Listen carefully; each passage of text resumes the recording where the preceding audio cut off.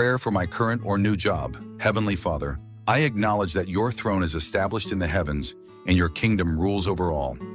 I ask you to give me what you said you would give me, and I ask Jesus to do what he said he would do.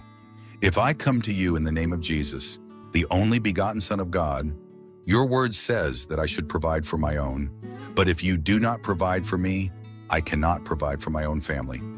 So open the door for me to be blessed with a job that I can be satisfied with, that provides enough money for me to provide for the needs of my family and pay my bills, a job that is suited for me and that I can enjoy.